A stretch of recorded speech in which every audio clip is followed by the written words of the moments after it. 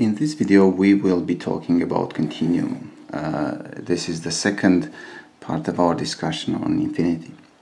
Okay, if you watched the first video on infinity, we looked at three sets: the set of natural numbers, the set of integer numbers, and the set of rational numbers. Okay, and even though the set of natural numbers is contained in Z, the set of integers, and the set of integers is contained in Q, it turns out that all these sets have the same cardinality, okay, which means the same number of elements.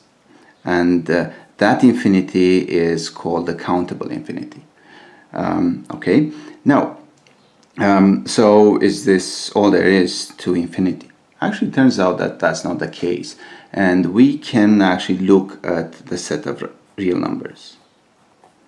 Okay, can we try to understand something about the number of elements of this set?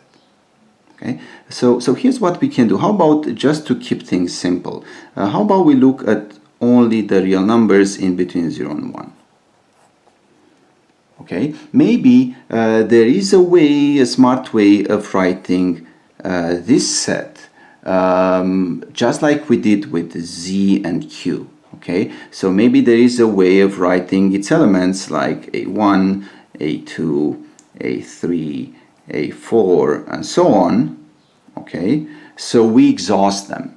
Okay, because that's actually how we proved that Z and Q have the same cardinality as N. Okay, now so assume that there is such way of writing the elements of the interval 0, 1. Okay, now a lot of times in math, if we want to sort of get a better feeling for a number that we call A1, we write out its digits. Okay, so let's say A1 is 0. Okay, A11, A12, A13, A14, and so on.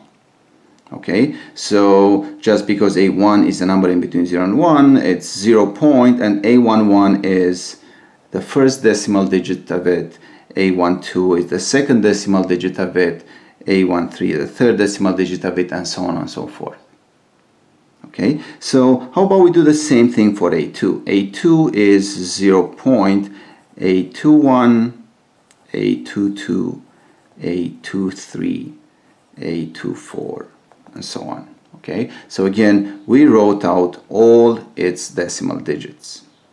How about we continue to do so for A3 is 0 point A31, A32, A33, A34, and so on. And we do the same thing for A4 is 0 point A41, A42, A43, A44, and so on.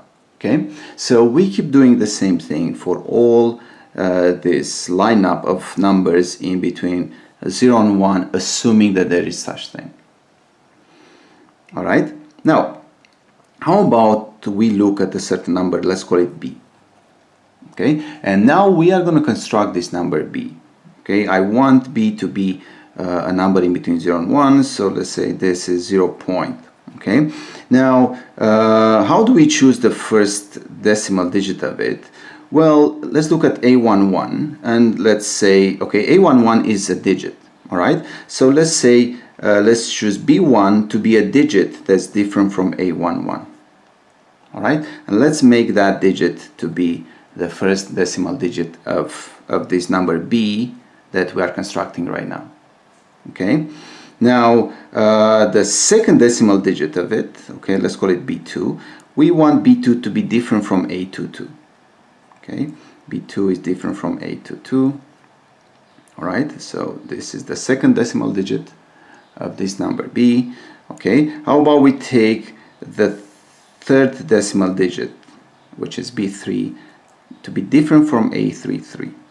Okay, the fourth decimal digit, let's call it B4, to be different from A44, and so on and so forth, right? We can continue like so. So we look at this number B, 0 point B1, B2, B3, B4, and so on.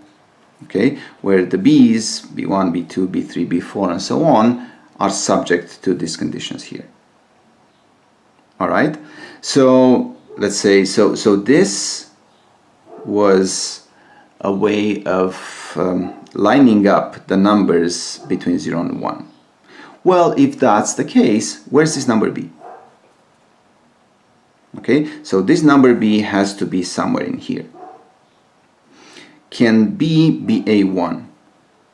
Well, okay, so the first decimal digit of b is b1, that's different from a11, right?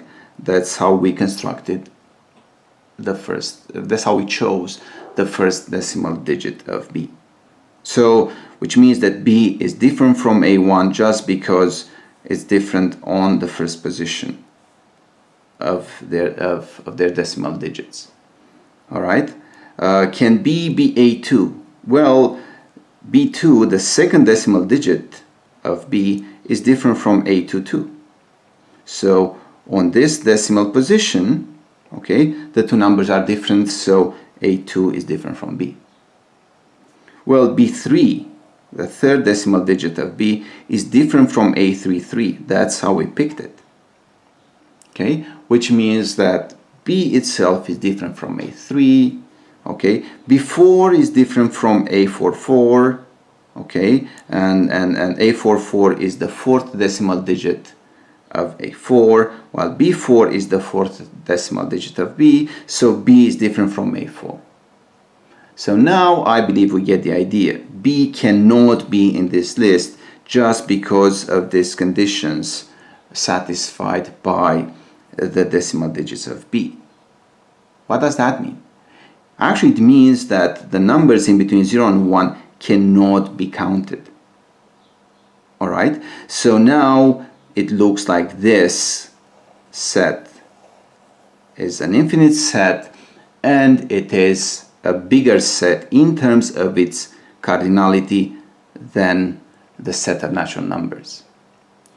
And it can be proven that the cardinality of the interval 0, 1 is the same as the cardinality of the set of real numbers, and this is called the continuum.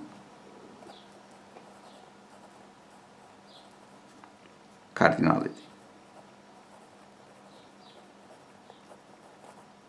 Okay, so far we have countable infinity and continuum infinity, two different infinities. All right, now is this it?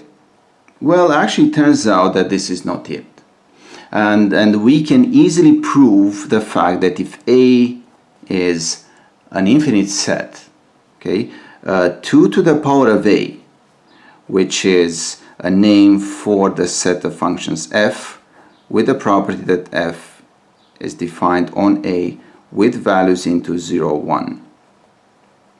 Okay, so if A is an infinite set, 2 to the power of A is a bigger infinite set. All right, so basically what happens is this: we can go from n, which is the first infinite set, the countable infinity. Okay, we can go from n to 2 to the power of n, which is a bigger infinity. We can go to 2 to the 2 to the power of n, which is an even bigger infinity, and we can keep doing so.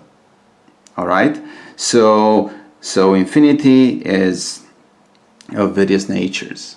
Okay, and this is a very important thing to know, at least from the perspective of general mathematical culture. Okay, now we kind of got into the habit of actually leaving a problem for the eager student to learn. So, okay, here's the one question. Okay, any idea why set theorists refer to R, the set of real numbers, as 2 to the power of n? Okay, so why is it that set theorists refer to R as 2 to the power of n?